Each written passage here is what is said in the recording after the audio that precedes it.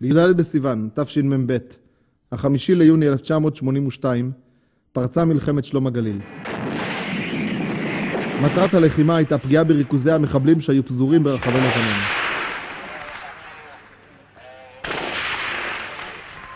ביום השלישי ללחימה נשלחתי עם הפלוגה שלי, פלוגה א' של גדוד שריון 53, גדוד צופה, לכבוש את הכפר חלדה הסמוך לביירות, שלצידנו לוחמי גולני.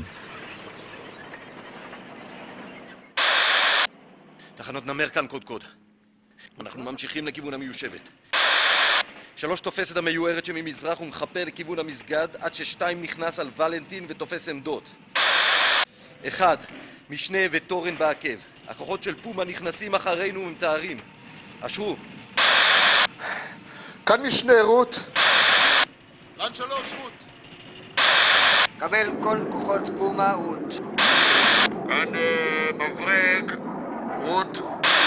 כאן טורן רות. תחנות נמר כאן קודקוד. שימו לב לחשודים בעיקר מבית הקשתות. תחילת תנועה עוד 2 קטנות. סוף.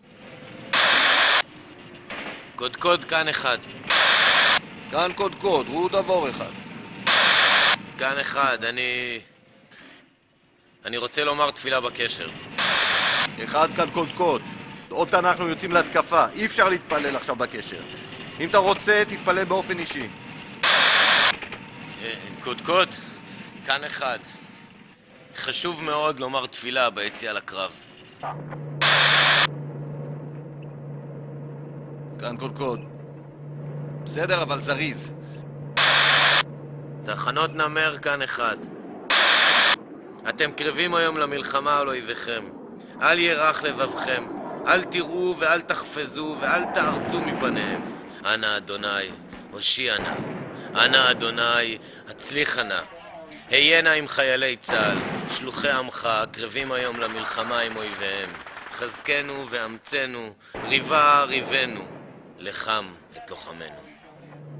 היה כמו זרם מים אדיר ששטף אותי מכפות הרגליים עד הראש. 1 כאן קודקוד. אמן.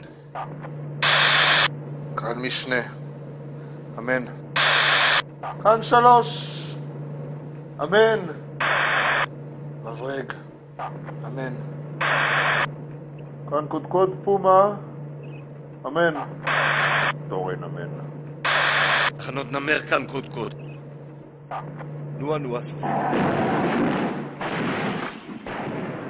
אני לא ידעתי, אבל פתאום הבנתי כמה חשובה הייתה התפילה.